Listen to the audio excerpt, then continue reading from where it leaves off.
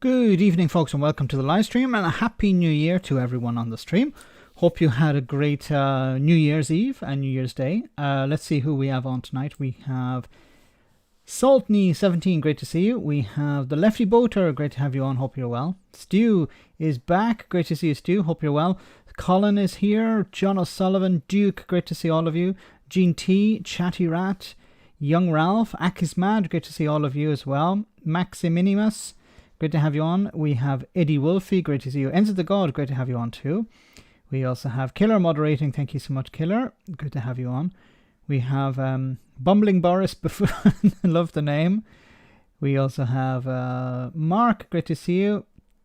The Gaming Brit, great to have you on. Kevin Marsh, great to see you. We have Jean T, unless I already said hello to Jean T. We have who else? Fearless Wolf, great to have you on. Hope you're well. We have, let me see, Wolfpad, great to see you. Von Nakanizer, great to see you. Katie, great to see you. 91 Leeds, great to have you on. Hope you're well.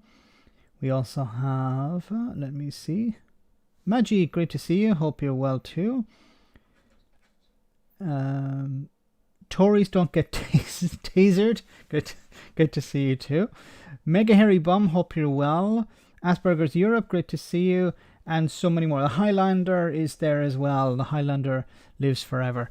Hope you're all very well this evening. Great to see all of you. Hope you had, once again, a great New Year's. And we're already into 2023. Number 3 is on. Great to see you, number 3. Just a moment. I have a non-technical problem. Just a moment.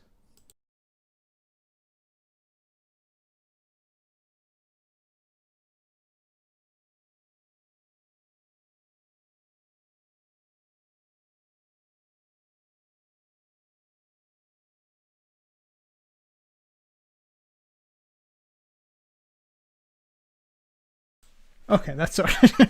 I could hear a scratching. I was, what the hell is that scratching? Is it the cat? Because we have a cat.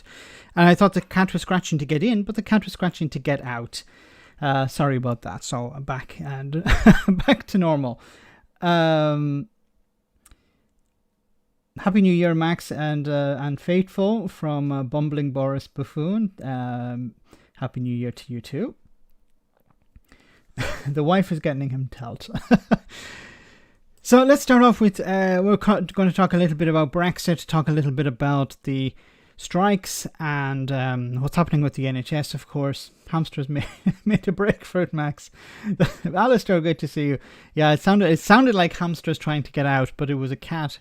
So the cat is trying to keep the hamsters in control. Under control, I should say. We'll start off with this from The Guardian. Says here, number 10 says NHS is getting funding it needs and refuses to accept it is in crisis. Earlier today, the Vice President of the Royal College of Emergency Medicine said ministers were in denial over the extent of problems facing hospital A&E departments. At the Downing Street briefing, lobby briefing this morning, the Prime Minister's spokesperson tried to avoid sounding complacent, but he did claim the NHS has the funding it needs this winter. Then what's the problem? Why is there massive delays in A&E? Why are there ambulances piled up outside hospitals? Why are people waiting days for treatment? Not hours, days in some cases. We're confident we're providing the NHS with the funding it needs, as we did throughout the pandemic, to deal with these issues. We have been upfront with the public. These are the Tories talking, okay? We've been upfront with the public, yes. Long in advance of this winter, that because of the pandemic and the pressures it's placed on the backlog of cases, that this would be extremely challenging winter, and that this is what we are seeing. What happened was the health service told the government, you need to do something or we're going to have a disaster this winter. And they did nothing, and a disaster happened this winter. And now the government is saying, we knew that there was going to be a disaster this winter. But they didn't do anything about it. There was no planning. There was no means. There was nothing put in place to deal with this. And that's why you're seeing people waiting days in A&E while you're seeing ambulances. There was a case, what was it, a couple of days ago, where somebody was waiting for an ambulance. They had to wait 14 hours or more, and they died when the ambulance arrived, or before the ambulance arrived. Don't want to die in a corridor. We're being upfront, yes. Is there really a Prime Minister, as he seems to be in Visi Rishi?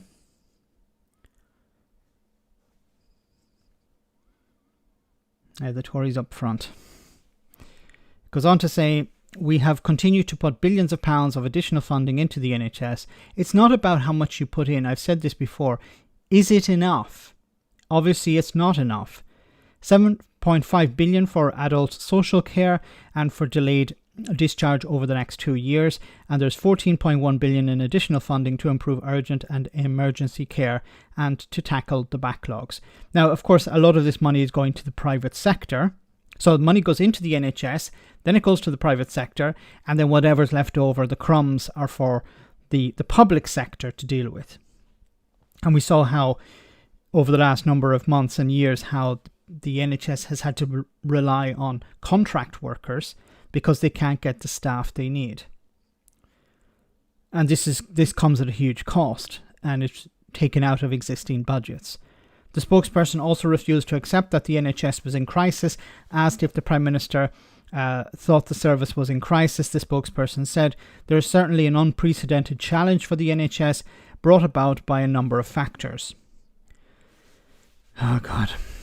One of those, of course, being Brexit, and the other being underfunding and the consequences of that, and Tory austerity over the last, since 2015, basically. Asked if healthy patients should be discharged into hotels to free up beds in hospitals, the idea proposed by Professor Robert Galloway, an A&E consultant, in an article for the Daily Mail today. The spokesperson said the NHS was already maximizing the number of beds. The equivalent of an extra 7,000 beds had been freed up, he said. But the problem is releasing people isn't just a problem about releasing people somewhere. Like putting them in hotels is not the solution. Many people need to go home, but they have to be treated they have to have a carer with them, but there aren't any staff available. Or they have to go into care homes, but there's no space in care homes because there's no staff available. This is the problem. The care sector has been underfunded over the last 12 years, basically. That's why if they don't have the resources they need, be it money or be it staff, then where are people to go? Like sending them to hotels. Okay, but you need somebody to look after that person when they're in the hotel. Now, some people may just need a carer. They don't they are healthy, but they need someone to look after them. But sending them to a hotel isn't going to fix it. The spokesperson also dismissed the suggestion that because Rishi Sunak and his family use private healthcare, he was not aware of the problems with the NHS. Of course, he's not affected by this directly or indirectly. So he doesn't care about this. Why would Rishi Sunak care about the NHS when he never uses it? Boris Johnson didn't care about it even when he used it. So, it was wholly wrong to say that he's not aware of the problems the service is facing. Asked if Sunak would be happy for his family to have to rely on the NHS service, the spokesperson said he would not discuss the Prime Minister's family healthcare. So, would Rishi Sunak be happy to go into A&E tomorrow if he had to? That's a private matter. No, it's not a private matter because he's a public servant. He's the bloody most senior bloody public servant. He's the Prime Minister. Would Rishi Sunak have to wait in A&E for 6 hours for, to be seen by a doctor? Of course he wouldn't. He wouldn't for two reasons. If he had to, he'd be prioritized because he's the Prime Minister. And second, he probably wouldn't go to the NHS, he'd go to a private clinic, or he has a private physician. So, Sunak is safe in his safe. Well said. Yes. Galandrian, great to see you on the stream. Lack of staff and beds. We know the money is going to the NHS, but it's not staying there. That's the problem. It goes into the NHS and then it filters its way down into the private sector. Sunak has a new job, serving food in a soup kitchen. He'd probably do a better job with that, as long as he keeps his conversation to things like the weather. Might be better. 500 unnecessary deaths a week is like a packed full of Boeing 747 crashing every week. It is. Oh my god. Raisin at 11:25. What's up, Max?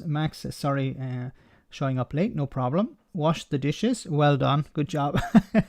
I hope you feel more relaxed now that the dishes are washed. I do. I don't like to see the dirty dishes piling up. The Tories would tax on unused hospital beds. Probably, yes. Sticking with the NHS, this is, oh my god, I just had to show you this. This is a caller who phoned in about the NHS. His wife works in it and she can't take any more, but he started off a bit gammony, unfortunately. Magic, thanks so much for that super chat. They'd make him wait 96 hours and every Cullen Scopely. Cullen Scopely.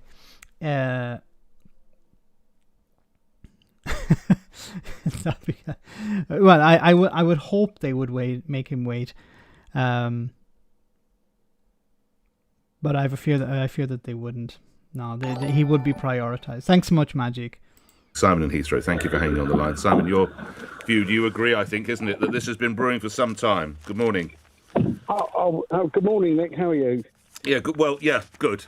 I managed to get the cough back. Yeah. I had 11 people around. Had 11 people around the house for a few days for New Year's Eve, and someone's managed to infect me again. But we'll be all right. I just want to see. The Gaming Brit said, Max, I got the facts. My mum is an ambulance call handler.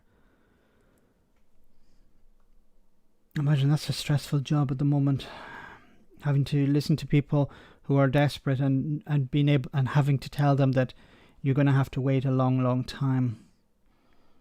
Political X, great to see you on the stream. Hope you're well.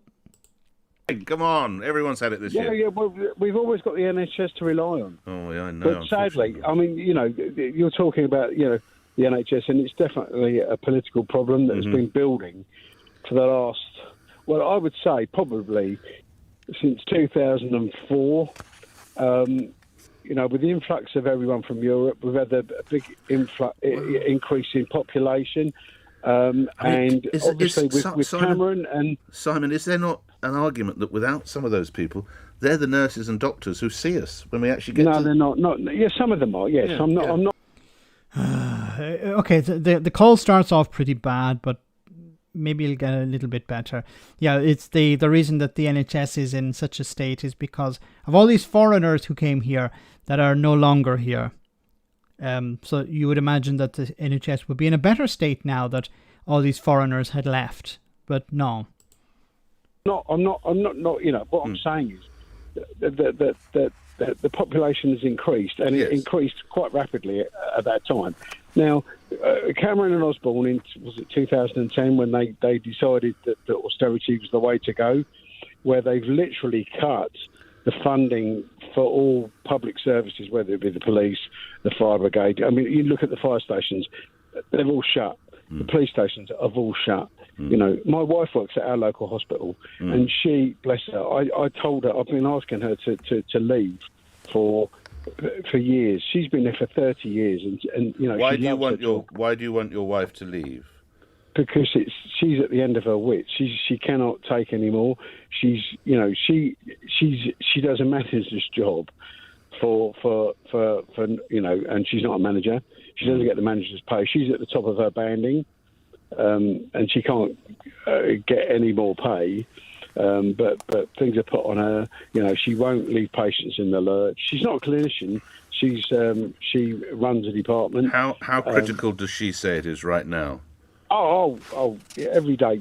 Every day when she comes home, and she goes in an hour early, she comes home an hour later. She works so hard, she doesn't have a break. But I know that that's all she will talk about. That's all she will talk about. Give her our regards. Thank God for people like your wife. Thank you. And, people are desperate. People are working overtime, way over the hours they should be working within the NHS. And look, the problem is not the overpopulation. The problem is that, as you can't say there were too many people putting pressure on the NHS if a lot of the people that you're complaining about left because of Brexit, but it's underfunding and a lack of staff. The Tories created this toxic environment where they didn't want people coming to Britain in order to win over the racists and bigots. And then with Brexit, they said, okay, now we're going to put in policies in place that will keep the racists and bigots on board.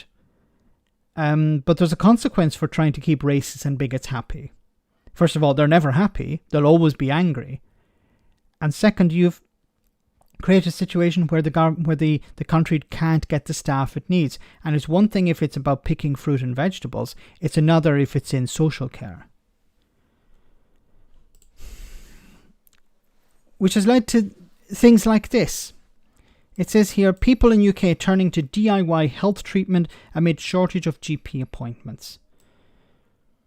Almost 1 in 4 people have bought medicine online or at a pharmacy to treat their illness after failing to see a GP face-to-face, according to a UK survey underlining the rise in do-it-yourself treatment.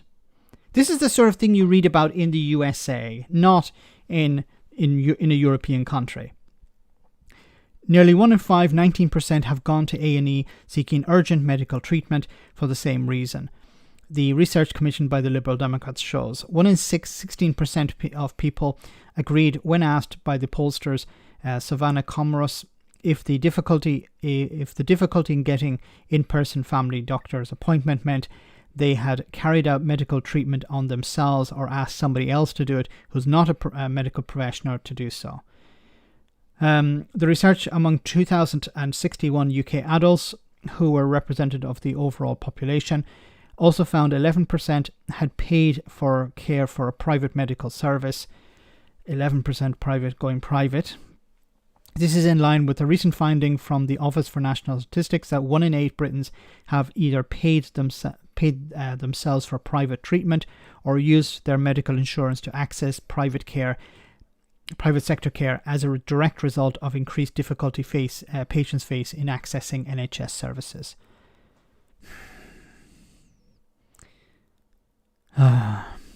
This is wonderful for the Tories. The Tories read this and go, mission accomplished. We've got more and more people to rely on the private sector. If people have the money, they go privately. If they don't, well, they'll resort to doing stuff by themselves.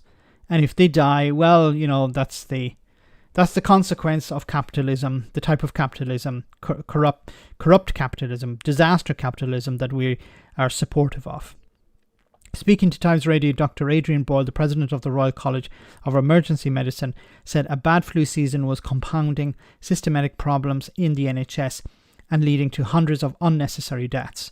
He said, we need to be in a situation where we cannot just shrug our shoulders and say, this winter was terrible, let's do nothing until next winter. We cannot continue like this. It is unsafe and undignified. And unfortunately, with the Conservative Party, it's not about planning for the future. We've seen it before. How many times, how much, when it comes to the NHS, no planning was put in place by the previous Tory governments.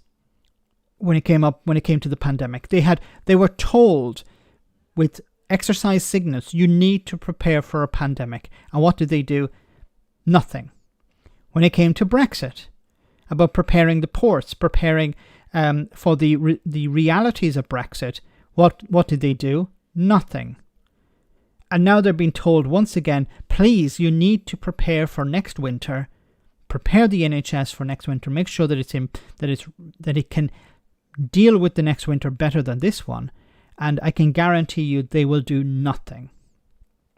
They're not the party of planning. They're the party of reacting when it's way too late. The same with the pandemic itself. Boris Johnson, when it came to mask wearing and stuff like this, it was all at the last minute. There was no, okay, this is what we need to do. This is how we need to inform the public. We need to deal with this before the cases begin arriving in the UK.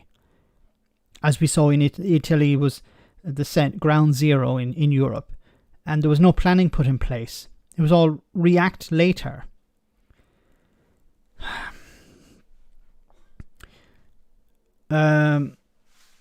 Responding to the Lib Dem survey, the Department of Health spokesperson said, "We recognise the pressures GPs are under and are working to increase access for patients. Guidance is clear that GP practices must provide face-to-face appointments alongside remote consultations, and over 2/3 of appointments in November were face-to-face." But there's a shortage of GPs. There's no point the government saying GPs need to provide X amount of service. But if there aren't enough GPs, and GPs are working overtime, then you're not going to be able to fill that gap. As of September 2022, there were almost 2,300 more full-time equivalent doctors working in general practice compared to September 2019. There are also record numbers of GP training, and since 2019 we have recruited over 21,000 additional staff in general practice. Now, how many of these are replacement for those who left, and how many are actually new GPs? Because if there's a bigger requirement, constantly a bigger requirement, because the population is getting older, so there's more reliance on GPs. If there's more reliance and you're not replacing, you're not recruiting new GPs, you're just replacing the ones who left, then you're not actually helping. The situation is not getting better. Magic says GPs are currently working 60 to 70 hours. That's unacceptable. And what is it going to do? You can work 60 to 70 hours for a short period of time. And then, if you're close to pension age, you're going to go, to hell with this. I'm retiring early. If you're younger, you say, to hell with this, I'm going to get a different job. Or I'm going to do something else within the medical profession. You're going to leave the general practice.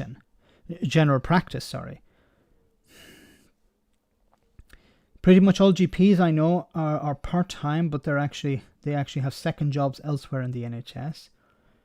Doctors and nurses are going the way of dentists. And I don't remember how many months ago it was on the live stream we talked about how there were people resorting to DIY dentistry, pulling out teeth themselves. People aren't machines, well said Bill. Somebody can't work 60 to 70 hours continually. There could be a peak period where you do 60 to 70 hours for 1 week and then you go back to normal. But you can't continue. People will burn out really quickly. And then they'll have to take time off, and then they'll have to be replaced by somebody else, or the service is reduced. And then what happens? People resort to going to A&E, where if they can't get access to the GP, they'll go to A&E. If they can't go to A&E, they'll do it at home. And you don't want that. And as we saw at the beginning, what is the response from the Tory government? Nothing to see here. Everything's fine. There isn't a crisis.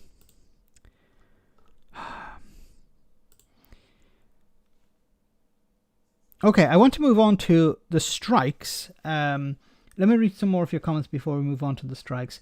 A doctor working those hours could make mistakes, yes, and would be left high and dry if they did, much like a soldier driving an ambulance response, an emergency response ambulance, yes. if a doctor is overworked, they're going to more likely to make mistakes. And if they make mistakes, they could be sued. And they could lose their NHS contract. And then they'd be in serious trouble. I needed a root canal for ages, can't afford private, but the NHS waiting list is years for me, don't know what to do. I'm sorry to hear that, but it's common stories just like that all over the place. People need treatment. They can't wait years. If somebody has some, condition that can be treated early, so it doesn't become chronic, it should be treated early. But if there isn't the possibility, and the only solution is to go private, and if people don't have money, what are they supposed to do? It's getting like America, where people organize GoFundMes in order to get some sort of medical treatment, which is completely unacceptable. 3,000 NHS dentists have left for private. Because the contracts that they're given by the NHS are pretty crap. Because the NHS can't afford to give better contracts. That's the problem, because the funding is always very limited. And the goal of the Tory government is to push more people into the private sector. It's ideological. It says here, so we'll move on to the strikes. Continued train strikes, self-defeating for rail industry because passengers won't return, says number 10. So the Tory government believe, okay, people are just going to give up on the trains. I don't believe this. I think people are going to find alternatives when there are strikes taking place. But when things return to normal, and hopefully they will return to normal, then people will return to using the trains. It's not like, okay, I'm going to... If it's easier to, if it's a problem to use the car, people will use the car if it's necessary. If it gets them from their home to their workplace, and it takes an hour more by driving around the city or whatever, people will do it. But when things return to normal, if they had previously relied on the trains, then they're going to rely on the trains again. It's a scaremongering task. It's just scaremongering by the Tories. Millions will shun trains forever. Well, so the Times this morning splashed on a story saying the government is worried that the rail strikes could deter people from travelling by train for good. The line is attributed to a government source who told the paper, "This is an act of self-harm. A generation of passengers will just write off the railways." I don't believe that. They won't do that. If you find out that it's possible for you, if you can't travel by train today, but you can tomorrow, then you're going to travel by train tomorrow.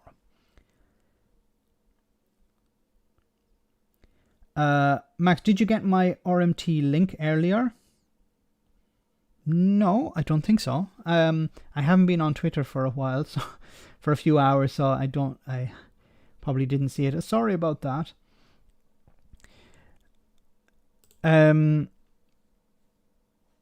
No, I wanted to talk about this a little bit after. There was also... this is about Brexit. But before we get on to that, I just wanted to show you this clip. It's round 2 between Richard Medley and Mick Lynch. This is hilarious. I want to show you this.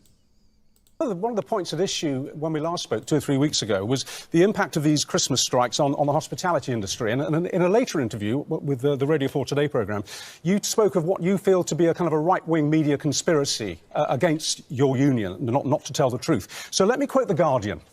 From 3 days ago, obviously a left-wing newspaper. The Guardian says that your strikes have cost hospitality in this country £1.5 billion in December alone, and that a huge swathe of businesses and jobs are now being lost, which is something I put to you 2 weeks ago. It looks as if I was kind of right, doesn't it?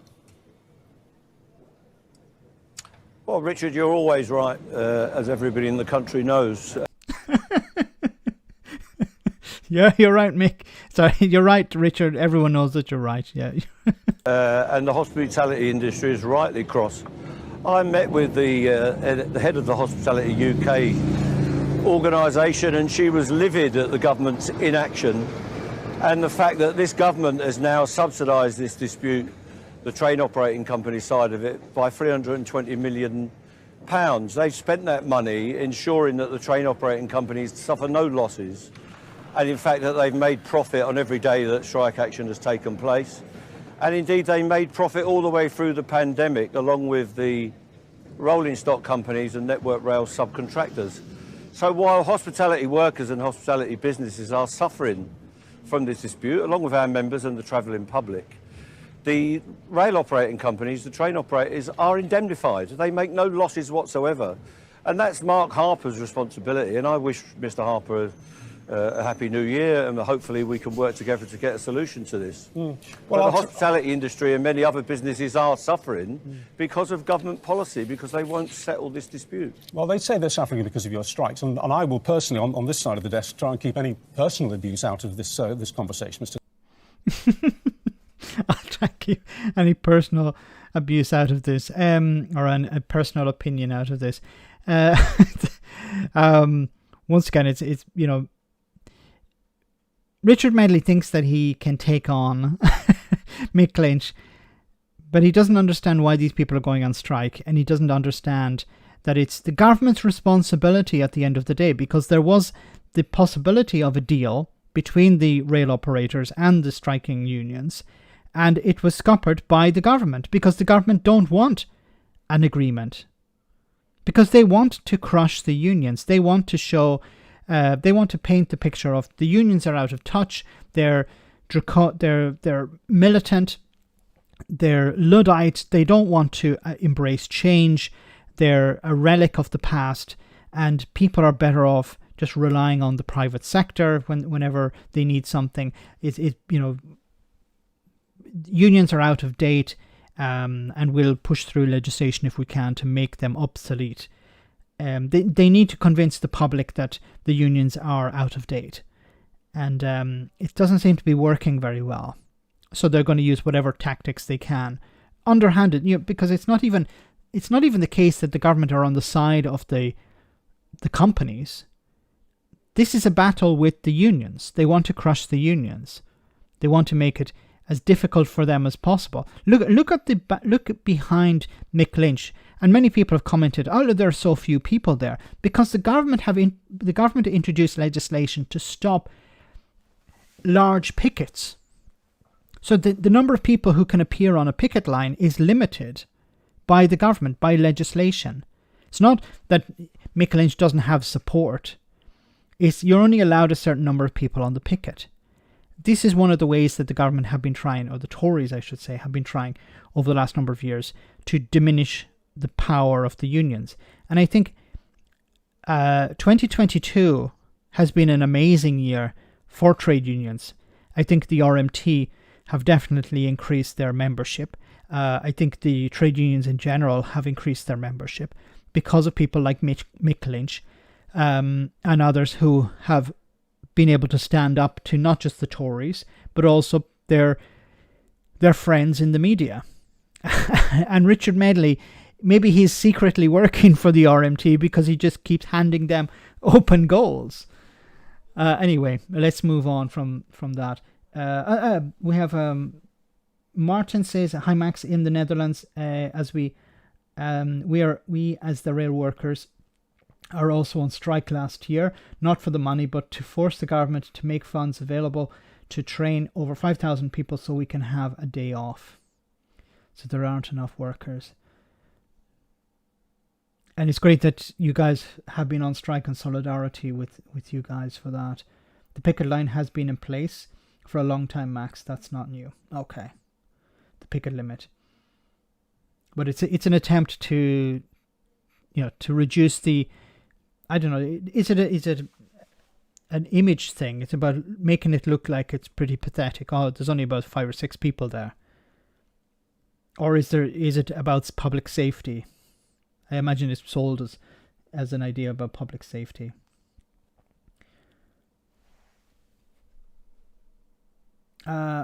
McCarthy hasn't won the vote for Speaker of the House for the second time. Next round 3. Westminster was the only place to have a white Christmas. Okay. On Brexit, it says here, number 10 says it has no plans to put back deadline for retained EU law to expire, but does not rule out this happening. At the lobby briefing, the Prime Minister's spokesperson said that there were no plans to change the deadline in the retained EU law bill, saying that the most retained EU regulations will expire by the end of 2023, unless ministers have decided, following a review, to retain or replace them. Around 4,000 laws could be affected. But when the spokesperson was asked if this meant that there'd be no prospect of the deadline being delayed, he just said that there were no plans for this to happen. Look, I think what's going to happen here is a lot of these laws will not be repealed because it would require work. It would require effort. And we're talking about the current Conservative government. They're not interested in putting in effort and time and energy into doing anything. They're the ultimate lazy couch potatoes. You know, they don't want to do anything. They don't want to do any work. And this would involve work.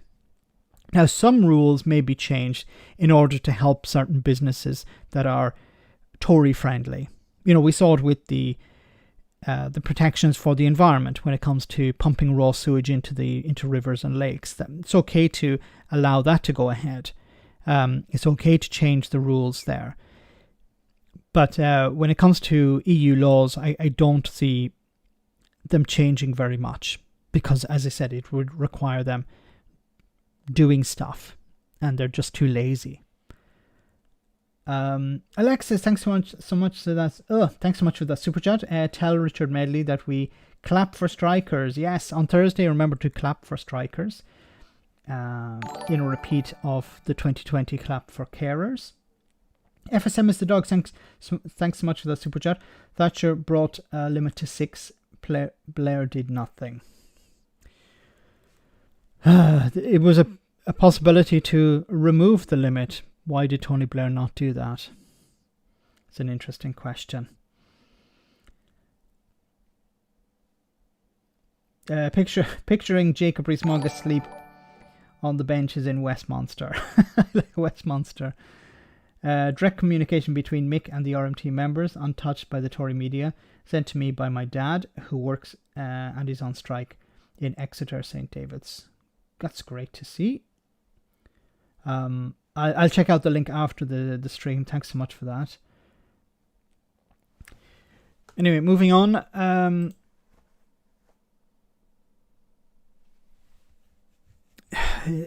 Actually, there was another Brexit story I wanted to cover before we continue. From Leo Varadkar.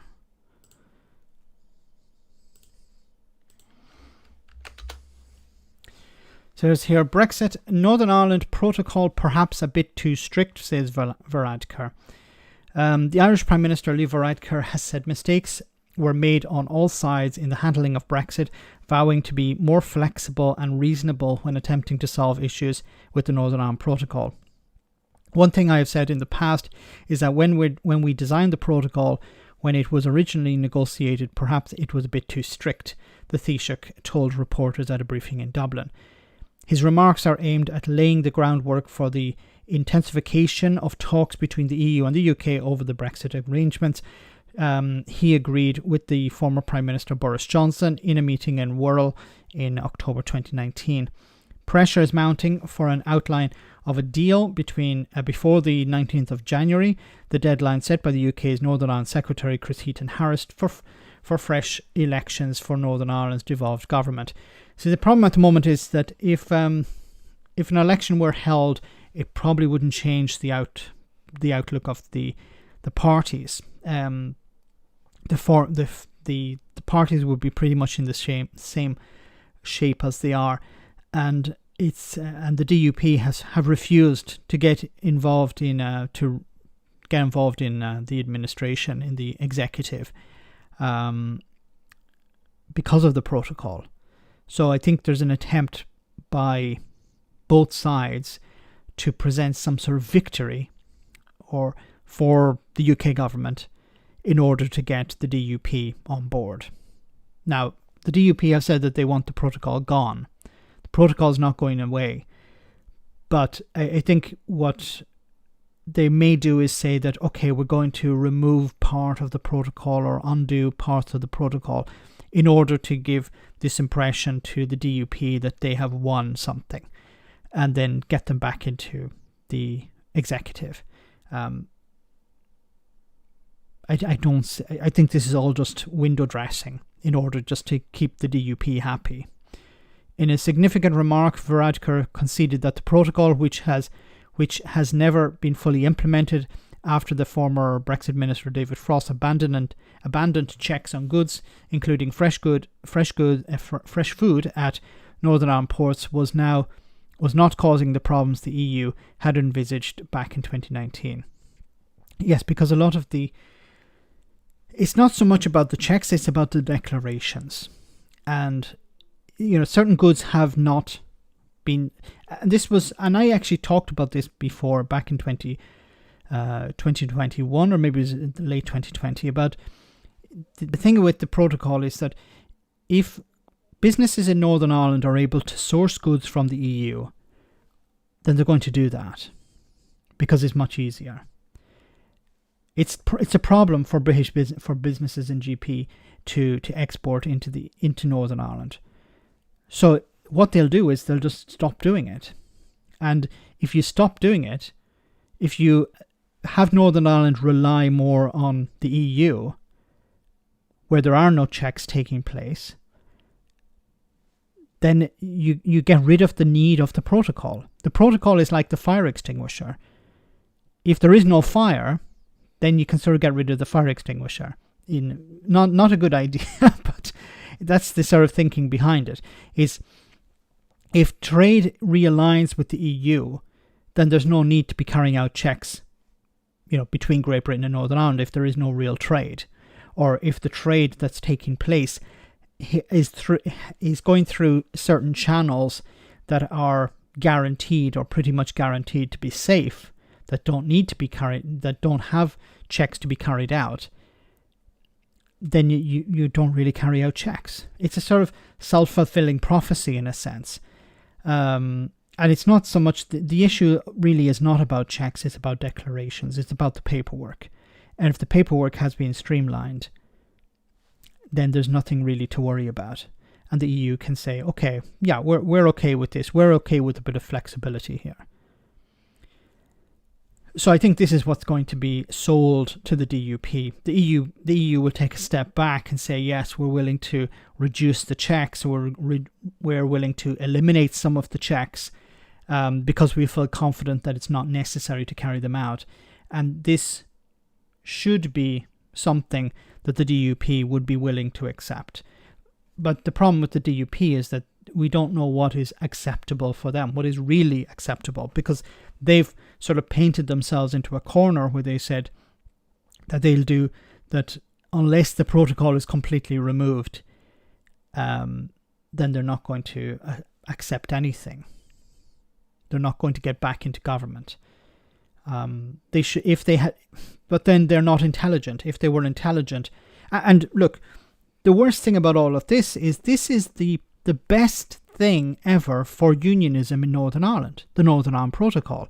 Because if it's removed, Northern Ireland ceases to have the type of access to the UK market, the rest of the GB market, that it does have today. It has the best of both worlds. It has access to the internal UK market and has access to the EU single market. If the protocol is gone, in a united Ireland, for example, then it wouldn't have access to the GB market like it does today, thanks to the protocol. The protocol is what allows the UK to maintain this internal market with Northern Ireland, and it allows Northern Ireland to access the single market. You would imagine unionists would be happy about that, because what's the alternative? The alternative is a united Ireland where the protocol doesn't exist. So, their goal to get rid of the protocol, yes, it will eventually go, but they won't like the outcome. And the DUP and other unionists don't seem to understand that, which is really weird. Public speaking in Northern Ireland was second to London in all the regions due to Northern Ireland Protocol. Public spending, sorry, yes. Anyone got a spare dinghy? I need to escape the burnt out shell of a country. The country I once loved, my home, not anymore. Sorry to hear that, David. Things will get better. They have to get better. The only way is up. Then there's also another way going down. It says here, number 10 failed to deny Liz Truss's childcare overhaul is now being scaled back. Yesterday, the Daily Telegraph splashed on a story by Ben Riley-Smith saying Rishi Sunak has abandoned Liz Truss's plan for a major overhaul of childcare rules. Truss wanted to relax the mandatory staff-child ratios in a hope that it would bring down costs. I'm not sure what the full details of this, but it says here Liz Truss had been looking at increasing free childcare support by 20 hours a week by ending mandated staff-child ratios in what her team described as a big bang shake-up of the system. But the Telegraph understands that the policy driven has been postponed indefinitely, with the scale of reforms now being expected to be much smaller. Any proposed changes to the rules around childcare provision are not expected for months, a much later timescale than Miss Truss's push for arrangements before Christmas. Asked at the Downing Street lobby briefing if the report was accurate, this Prime Minister's spokesperson said Sunak was still committed to childcare reform, but did not sound very keen on Truss's version of the policy. He told journalists, "We certainly continue to review all options to improve the costs, choice and availability of high-quality childcare for working parents.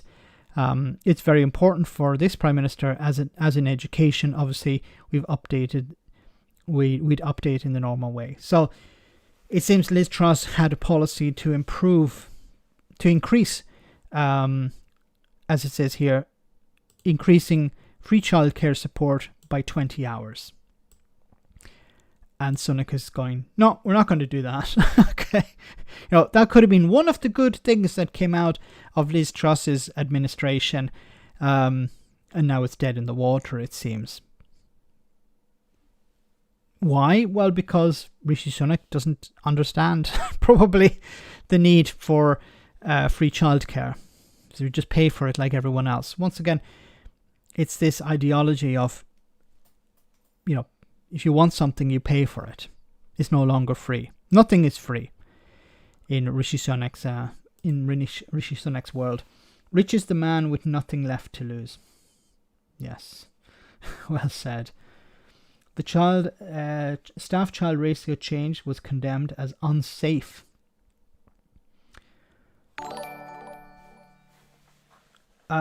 Ninja, thanks so much for that super chat. The health minister just blamed COVID and flu on the NHS crisis. Yeah, not joking. Oh my god. I'll have a look for that online. If I find it, I'll do a response to it. But yes, so it's the pandemic. The pandemic that the Tories said was over. Oh well, it's still causing problems. Yes, the pandemic has caused massive problems to the NHS, but for two reasons. One is because it was a pandemic and the NHS was not prepared. And the second, the underfunding that took place before and the reports that the government were supposed to follow, the findings that they were supposed to listen to and implement, they didn't. So the NHS went in underfunded and unprepared. It's not the NHS's fault, it's the government's fault. This shifting responsibility to somebody else, or blaming somebody else. They just don't care at this stage. Rees-Mogg thinks child support is a rope down the chimney.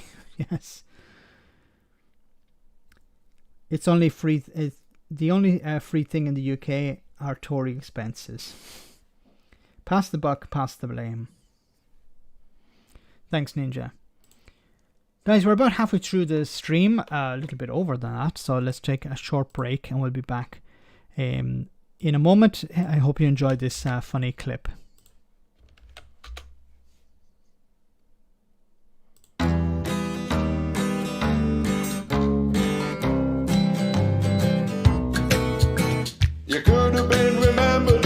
guy who saved the planet by promoting solar energy and cool electric cars. You could have been remembered as the guy who finally got the human race back into space and maybe all the way to Mars. You could have been remembered as the guy who took society to lots of new and interesting places. Instead you'll be remembered as the guy who fucked up Twitter cause he thought it wasn't nice enough to racists. You could have been remembered as a genuinely independent, fearless avatar for meaningful societal change. You could have been a bona fide real-life superhero if you weren't so oversensitive and prickly and deranged. You could have written us a book explaining all your vision of the weak biography the bargain bin sells. Now everybody thinks you're just a spoiled and whiny douchebag with a dodgy weaving patron saint of incels. If your ego's feeling bruised and the unlucky event you hear this just a second while I go get you some ointment. Has anybody ever in the history of the human race been such a fucking crashing disappointment? Thanks for watching. If you liked it, please hit like. Wonderful, wonderful. Oh yes, what a massive disappointment.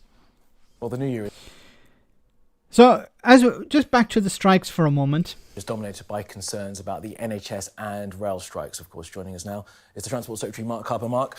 Harper, Happy New Year to you. Good morning, Happy New Year to you. We're going to come on to the rail strikes, of course, in a moment, but I want to start with the A&E. I don't know if you've been watching our show this morning. We had a chap on called Matthew Simpson who talked about his wife, Teresa, who died waiting 16 hours at A&E. I mean, what do you say to a family like that who's had to wait all that time to get treated in our health service? Well, look, I didn't see the package, but obviously my enormous sympathies are with that family, and that's clearly not an acceptable length of time for anybody to wait. And I recognise that the health service is under pressure this winter. That's why the government's made extra resources available, not actually just for the health service, but also importantly for social care, to make sure that people who are well enough to leave hospital are able to do so. We made extra resources available so that help can get onto the front line, and that's what I know ministers are working very hard to do. So I accept it's tough at the moment because we're dealing with the results of the pandemic, high level of flu and the normal winter pressures on top of that. I don't know if this is the link that you were referring to, but yes, it's about the pandemic. It's about flu. It's nothing to do with, our policies, and it's nothing to do with the lack of staff, because we put in measures to limit the NHS's ability to recruit staff from, for example, from Europe. But that's why we've made those extra resources available. Aren't helping families like Matthew Simpson's and not helping those families. You've seen reports, people having to wait 99 hours for treatment. Yes. This is always the same response. It's like, okay, somebody has died. What is your response to that? Well, we're spending £7.5 billion on social care. What? How is that a response to somebody who's died? How is that a response to a family who's suffering at the moment? How does that help somebody who's sitting in A&E or sitting in an ambulance waiting for treatment? We're spending £7.5 billion on social care. We're spending £11.4 billion on the NHS. Okay, but before you people came into power, we didn't have these sort of waiting lists. We didn't have these crises. It's not us, it's because of the pandemic. Okay, the one that you pretty much ignored at the beginning. You didn't put in proper planning for.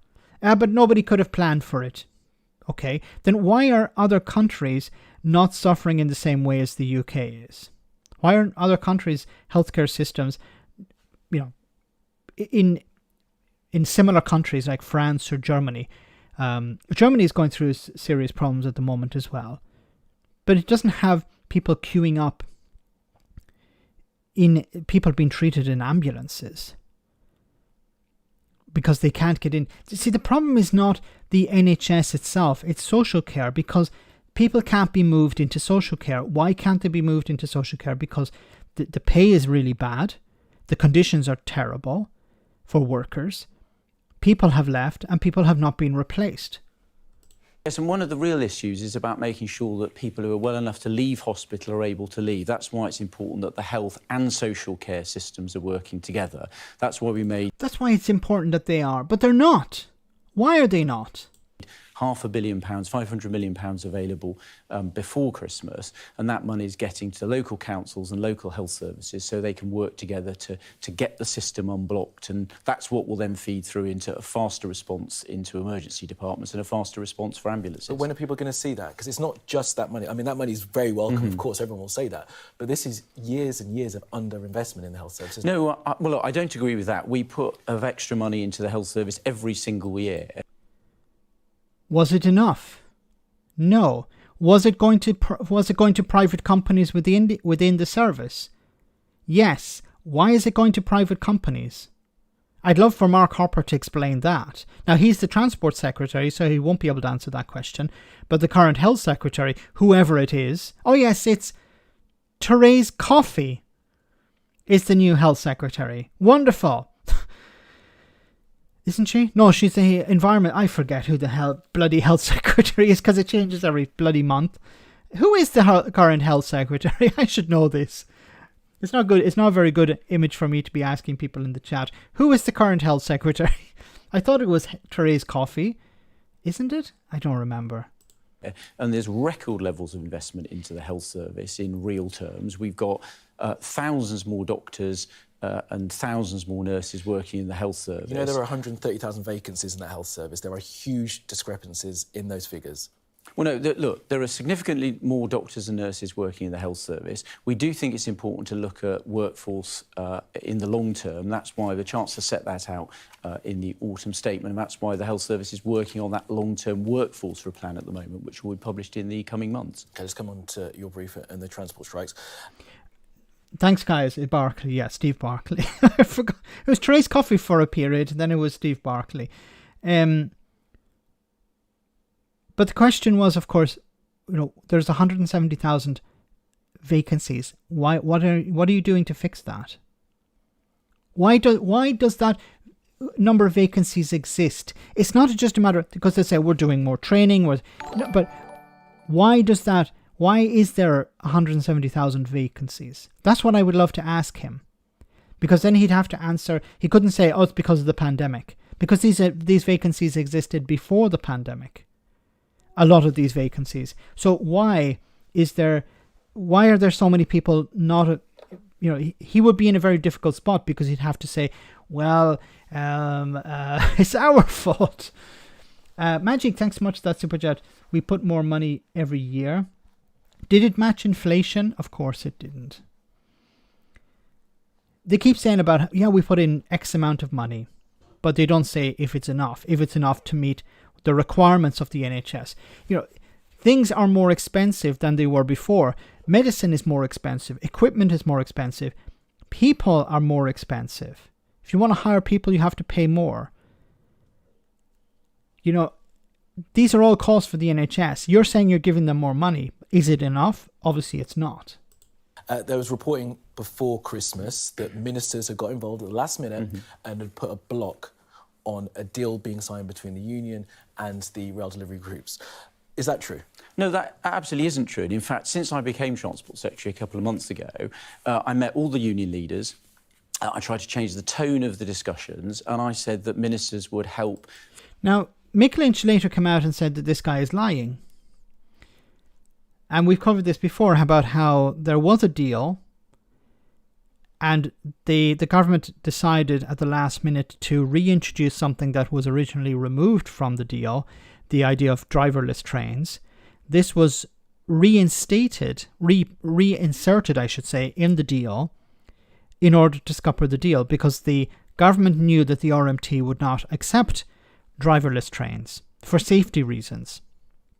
So that when the government decided to reinstate it, and the deal collapsed because the government inserted this, and it went to the final meeting between the train operators and the unions said, hey, "Wait a minute, why is this back in?" We decided to put it back in, or the government. Well, I don't know if the rail operators said the government told them, but there was no other reason because the rail operators had met with the government in the meanwhile, and then it was reinstated. facilitate the trade unions and the employers, that's the train operating companies and Network Rail, getting round the table. I made sure there was a new and improved offer that went to trade union members. That's why 2 of the unions have set... New offer. Why are you presenting a new offer? On Network Rail. The RMT recommended, though, sadly, that their members should reject that. But even so, a third of their members wanted to accept it. So, look, I think in the new year, it's time for the RMT to get off the picket line, back round the negotiating table, and ministers will do what we can to... Sorry, driver-only trains, not driverless trains. Sorry, my mistake. There are driverless trains, but we're talking here about driver-only trains, which would be... The train would only have a driver. They wouldn't have another person. So if there was some sort of problem, the driver would have to deal with it, and they would not be able to do it on their own. So they would normally be an assistant to help out. You know, if there's somebody having a problem on the carriage, if there's a problem on the line that needs to be signalled to others, this is why the RMT are against it. Apologies, I didn't mean driverless trains. I should have said driver-only trains. To facilitate them coming to a deal with the employers. I want to get these rail disputes sorted out for the benefit of the travelling public. So there's no clause that's been inserted at the last minute about driver-only trains? Look, driver-only trains is not a new thing. They've been in place... They've been in place... For the unions, it's always been a red line. They've been in place since the 1990s. 55% of people that use trains are on services where there is driver-only operation. Workforce reform is important. We've got to get rid of some of these outdated working practices. So, for example, we can have a proper 7-day railway. Then if driver-only trains isn't a problem, then why was it reinserted at the last minute? And he's saying it's not a problem, but the RMT have said it's a red line. So somebody's lying here. Who do you think is lying? The RMT, who have said consistently that driver-only trains is a red line, or the Tory minister? Where the rail service isn't dependent on people being rostered to work on their days off. That doesn't deliver a good service for passengers, so we need modern railway. There's a fair and reasonable offer on the table, and I hope the RMT look to take it. I mean, you know that the RMT say that they work 7 days a week and it's not an issue about rostering. They say that there's not enough staff as well, which is perhaps part of the problem on those Sundays when people aren't... No, look, this is because there are days of the week when people don't have to work, they're not contracted to work, and the rail service depends on what... See, what the rail companies want to do, as private companies, they want to maximise profit. They want to reduce the number of workers, and whatever workers remain, they want to work them harder. They want them to do more hours, they want them to do more overtime, because it's cheaper to pay somebody overtime than to hire new staff. Let's just cut the crap away, okay? Cut out the crap. That's what the companies want to do. And you can apply this to most companies. Most companies realise that, no, and they'll come out and say it sometimes. It's cheaper to get somebody to work more hours than to hire new staff. It's cheaper to have somebody do 2 jobs and pay them a bit more than 1 job than to hire 2 people. And that's what the train companies are wanting to do. And this is the problem with the private sector. If it was a public sector, if it was run by the state, if it was a government-run organisation, they wouldn't have to do this. They would say, okay, there's a minimum level of safety, there's a minimum number of workers that we need, then we do that. That's what the requirement of the law is. We have to respect the law.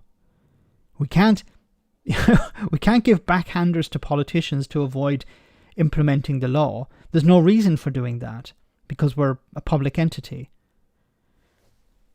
Because there's no profit to be made there. What's called rest day working, which is where people are rostered to work on their days off.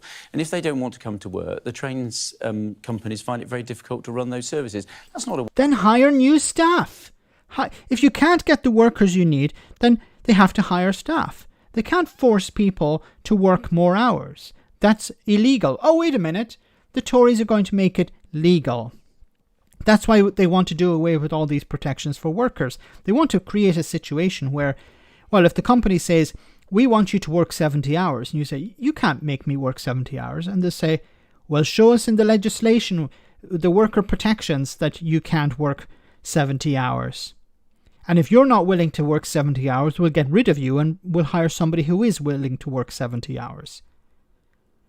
The Tories in Parliament are trying to push through legislation all the time to make it more difficult for workers to protect themselves and to make it easier for them to be exploited.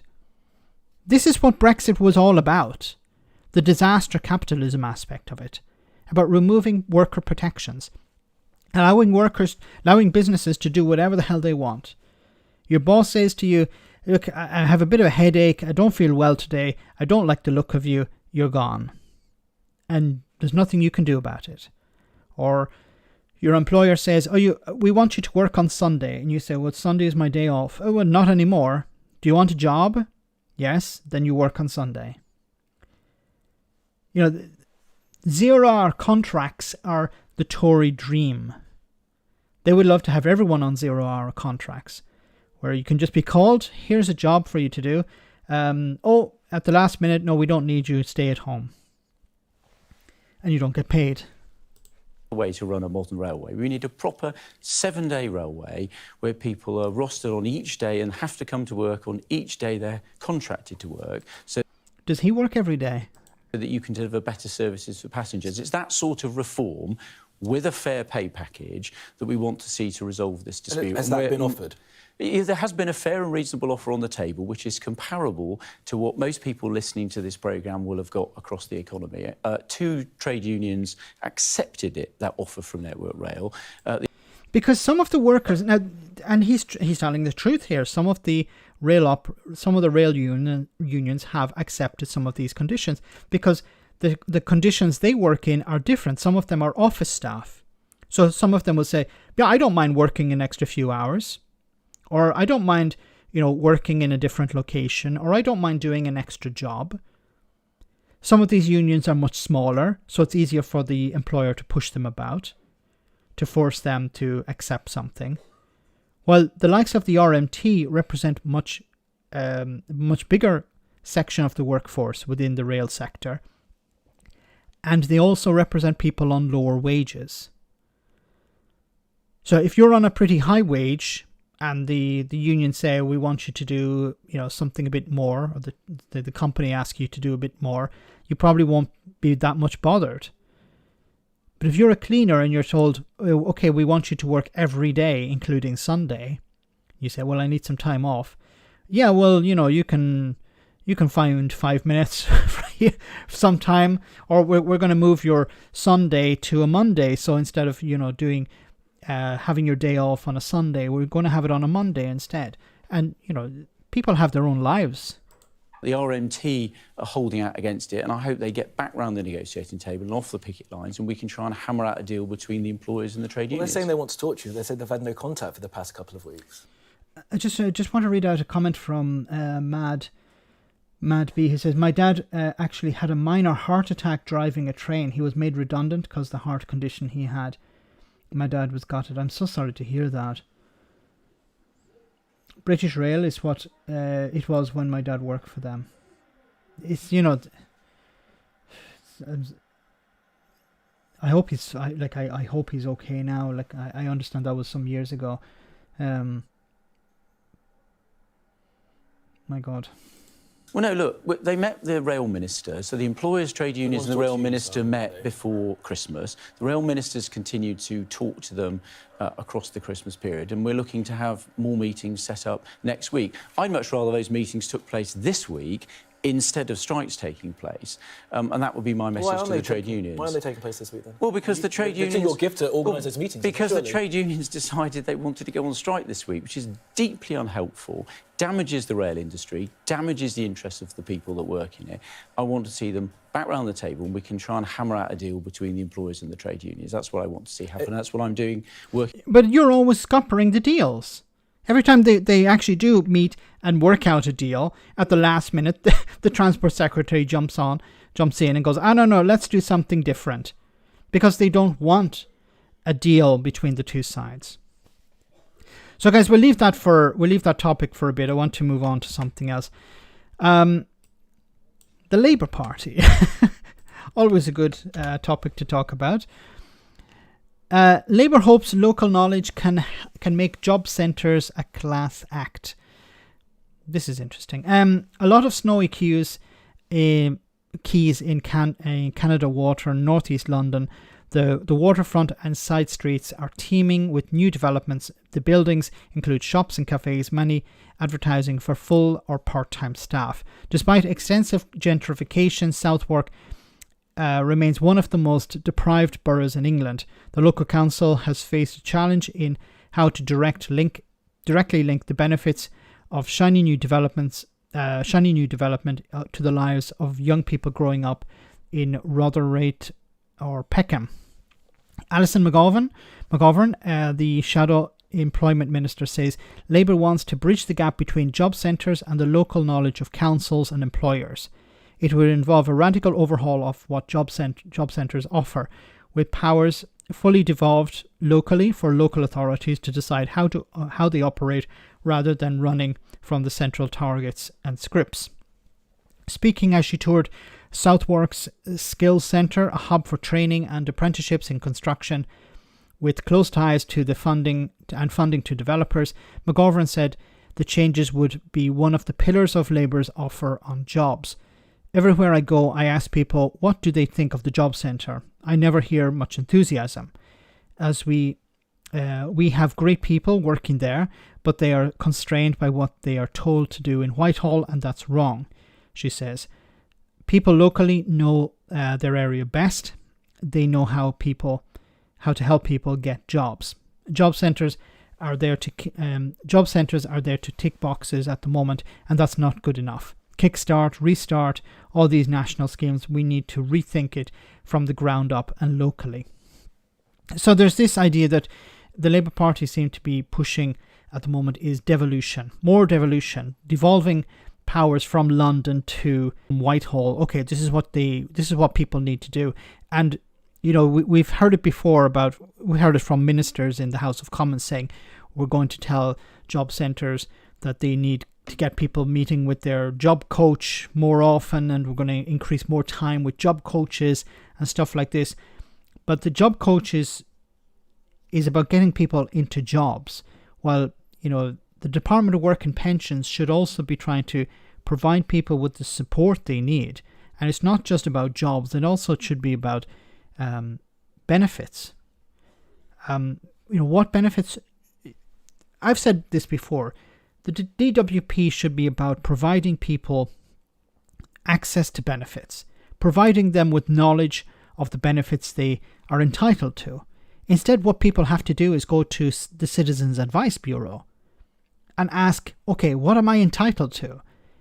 Why do they have to do that? Why isn't it that you go to the job centre and the job centre or the local Department for Work and Pensions, and they explain to you, these are the benefits you're entitled to. Not we're trying to get you off benefits. The system is completely the wrong way around. The goal of the DWP is to get people off benefits, to convince people that they're not entitled to anything, and then get them into jobs, even if they're not able to do those jobs. Like, I know of people who have back problems and they're being advised to work in warehouses. I know of people who have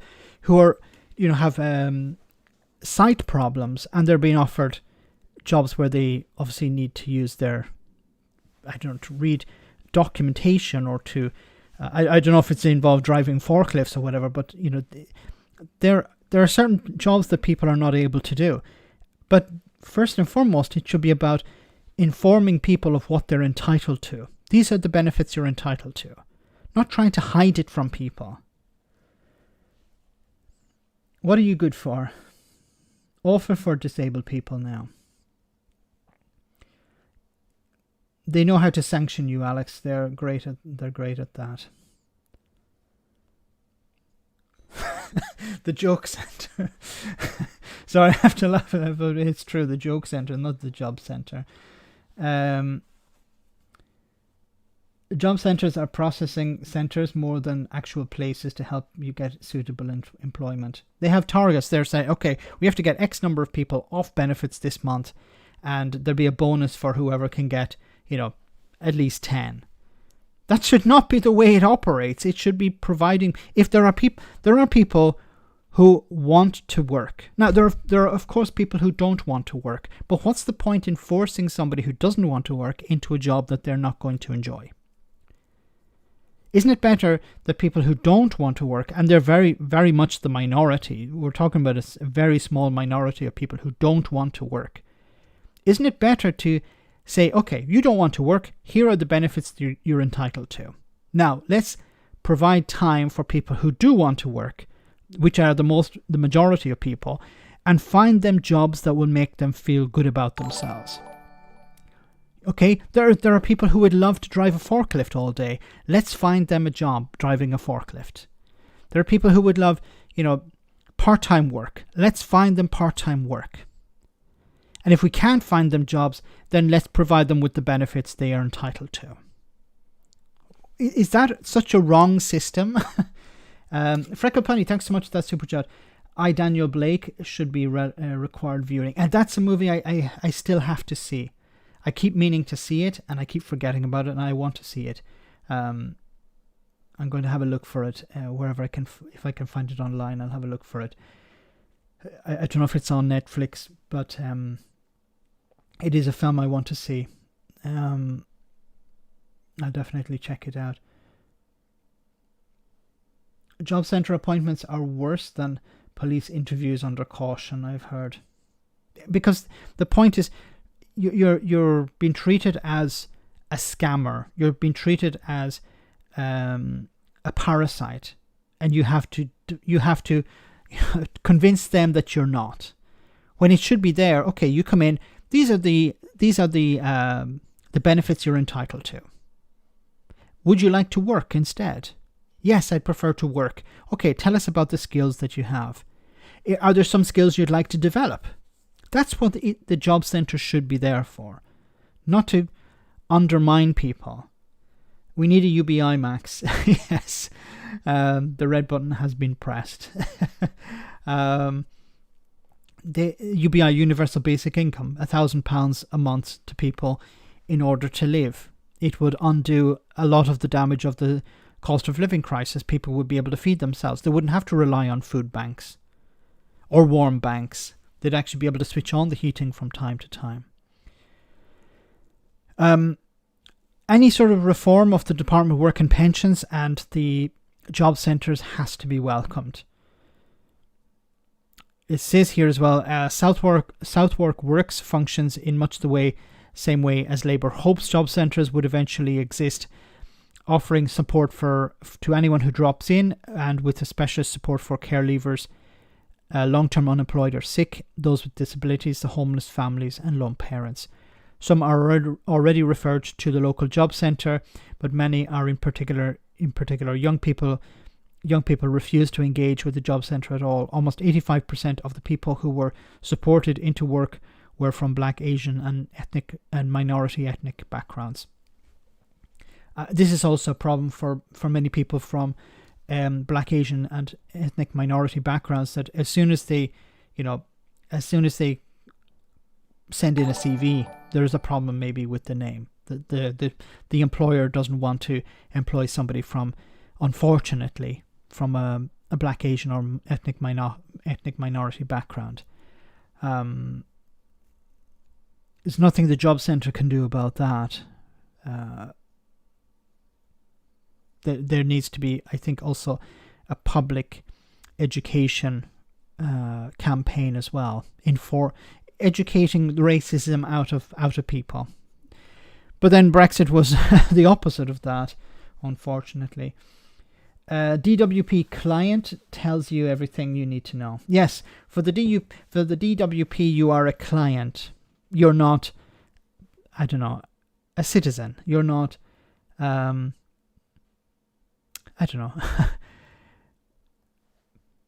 trainee or a job seeker, or you're treated as a customer or a client.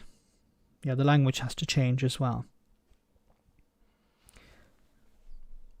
Thanks for that, Super Chat Magic. So guys, we're almost at the end of the stream. I just wanted to cover one final story before we go. But I do agree with devolving power to local authorities, because it's important that people on the ground understand the problems in the local area better than central government, and the more power you can devolve to from central government, I think the better. Why are wholesale gas prices falling, and will they cut UK bills? It says here. So how much have prices fallen? European prices for delivery in February fell by 4.3% to 73.7 euros a megawatt hour on Tuesday, far lower than prices in excess of 300 megawatts an hour last autumn. That's also lower than the levels seen before Russia's invasion of Ukraine, which pushed already expensive prices even higher. What is driving down the wholesale gas prices? Recent mild weather in the UK and Europe, and the prospect of that continuing over the next couple of weeks, is the most immediate factor. These milder conditions have reduced demand for heating and complemented efforts by households and businesses to cut their energy usage and bills. Energy market traders have also been encouraged by the efforts of the European nations to fill gas storage facilities, notably with liquefied natural gas sources from around the world, to reduce their dependence on Russian gas. This eases concerns about shortages this winter and increases optimism about replacing Russian supplies for next winter. Before we continue, Gareth, thanks so much, Gareth. Great to see you on the stream, Gareth. Hope you're well. Thanks for that super chat. Job centres run pretty much like every other aspect of the government's welfare system. Whether you are disabled, bone idle, seeking employment, seeking asylum, etc., the rule is assume. So I have to laugh because it's so true. Assume the worst. Oh my god, it's true. It's just assume the worst. I'm laughing because it's perfect. It's so perfect. It's the idea that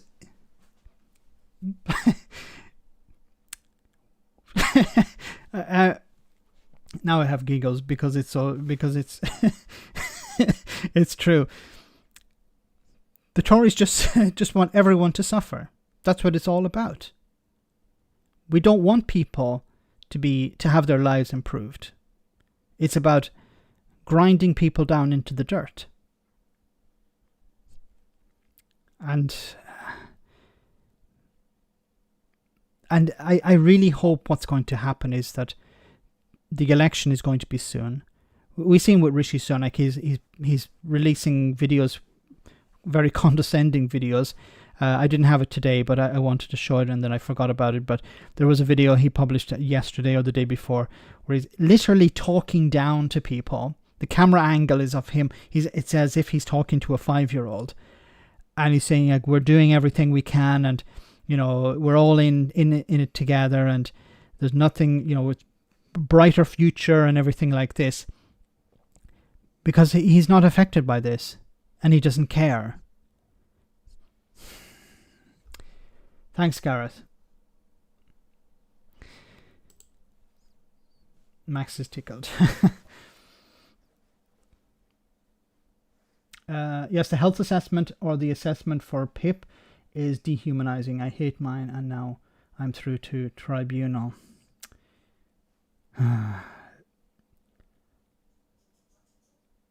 Like a health... I've spoken to people on the post stream chat about the health assessment, and it's like treating people like they're criminals. Okay, you're coming here to try and steal from the government. Okay, we're going to suss you out.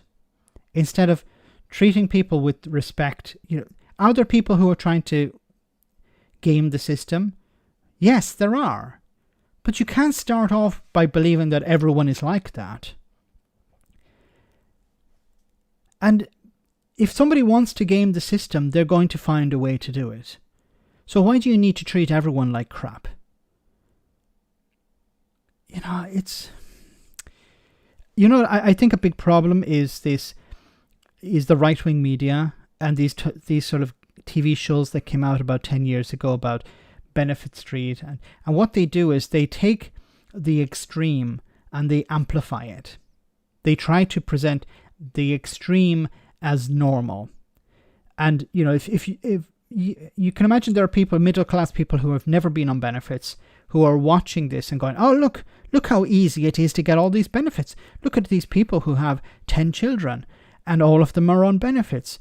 And look at them coming into the house asking for money, and the parents are talking about how, you know, they have it so tough, and look at how lazy they are and everything like this.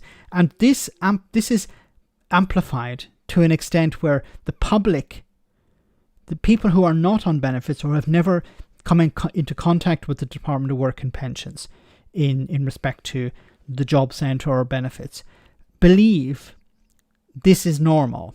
This is how, what you do is you just go down to the job centre and they'll give you everything. They'll give you a car, they'll give you a phone, they'll give you a flat, they'll give you everything. And if you want anything extra, they'll drive you to they'll give you taxi money, they'll give you money for a holiday, they'll give you everything. And unfortunately, because this thing drives newspaper sales, and because this drives ratings on TV, it's popular and it's continually pushed out. It's continually sold to the public. How many stories did you hear in the past about, you know, a single mother in the 1990s who'd had, you know, who'd be living in a villa or have a villa in the south of Spain or somewhere in the south of France, or would go on holiday 3 times a year, or would have all the benefits thrown at her. And this would be, you know, when this would be broadcast on TV or on the radio, normally the person calling in would be somebody who's self-employed, and they would say, oh, what, I'm paying for this, how is this acceptable? These people do nothing, and I'm working my fingers to the bone in order to pay my taxes and in order to keep these people in luxury. And of course the politicians use this. You have politicians standing up in the House of Commons even and using examples like I think it was David Cameron who stood up in the House of Commons and used Benefit Street as an example of why they needed to crack down on benefit fraud and stuff like this, when the reality is tax evasion and tax avoidance cost the Exchequer thousands of times more in loss revenue than any sort of benefit fraud. Benefit fraud exists, yes, but it's nothing. It's a drop in the bucket compared to the amount of money that the Exchequer could get if they really wanted to from the rich. And then you of course have the richest people in society who run the media outlets telling people who are on the lower end of the economic scale, their enemy is the people on benefit straight, not the people who are at the top. Gareth, thanks so much for that super chat. Also, Max, don't confuse the DUP with the DWP. I know they're both seeking to shaft you 24/7, but I assure you they're different. Did I say DUP? Probably slipped out there, yes. I don't know who's worse, the DUP or the DWP. Thanks for that, Gareth. So it goes on to say, will these falls in wholesale prices result in lower household bills? Eventually, yes, if the falls are sustained and other factors, such as a sudden bout of cold weather, do not send prices bouncing back up. However, energy suppliers typically buy their gas and electricity in advance, allowing them to fix some of their costs. This means that wholesale price falls are not immediately passed on to consumers. Yes, because they buy all of this energy months in advance, and they bought it at a higher rate than what the current rate is. Meaning that, yes, these will, if they buy the energy today, it's going to be much cheaper. So when it's sold to people in the future, it will be sold at a lower rate. There are several prices for gas depending on whether it is due to be delivered, the price for later this year, or now higher than near-term costs.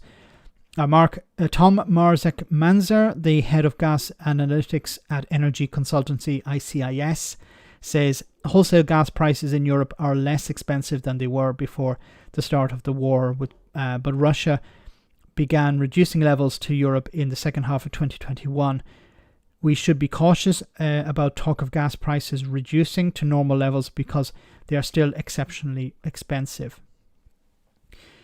When will it feed through to the domestic bills? If the easing of wholesale gas prices is sustained, consumers could reap the benefits in a few months. The energy regulator for Great Britain, Ofgem, last year moved the change of its price cap from biannual to quarterly to more quickly react to changes to volatile wholesale prices in bills. And this was, yes, it was a double-edged sword. If prices dropped, Ofgem could react more quickly. If energy prices increased, of course, it was the same, but it would harm consumers. The latest period began on New Year's Day and will run until April, when forecasters predict it could top £4,000. A reduction in wholesale prices could cut this number. The government's energy price guarantee in effect overrides the cap, cutting average energy bills to about $2,500 until April and $3,000 for a further year after that. However, consumers are still paying more if they use energy more than normal. So if suppliers pass through wholesale costs they were then their bills should come down. So it's looking likely that within a few months people should start to see their bills come down if there aren't some emergencies and the price goes back up again. Normally here in February the weather gets really cold again, so it's weird. Towards the end of December and the beginning of January it's normally quite mild, but then it gets cold again towards the end of January and the beginning of February, so that could affect the price of gas. So guys, we're almost at the end of the stream, actually just over the time, so I want to say a massive thank you to everyone who came on tonight. Thank you so much for your super chats, greatly appreciated. Thanks to everyone who came on and smashed the like button. Remember to do that. If you haven't done it, you can do it on the way out. I'll see you on Friday for same bat time, same bat channel. But before we finish, we have our one for the road. I hope you enjoy this. And if I don't see you, have a great week. And I'll see you on Friday. But let's see this first. Okay, so we're rolling. How do you want to start? Release some greenhouse gases. Very cool. Maybe do a wink as well. Nice. The mainstream press is commenting on the fact that... maybe flash us a nip whilst you're talking. I was informing Greta... Oh, that's lovely. ...that my very extensive car collection is run on dead dinosaurs. Should we be fact-checking any of this? Because that dinosaur thing isn't true. So you sound like an idiot a bit. Have an enormous emission... Pause for effect.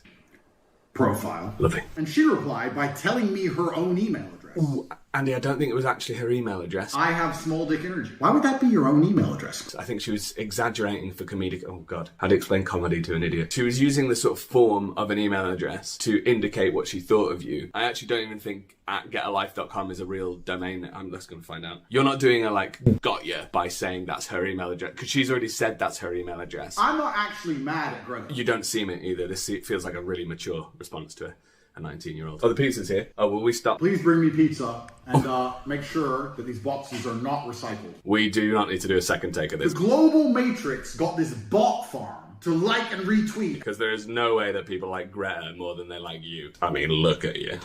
Look at us. Greta. Do an impression of it. With a little hate-filled face. That is brilliant. Sitting somewhere without the heating on, in the cold, little hat, shivering.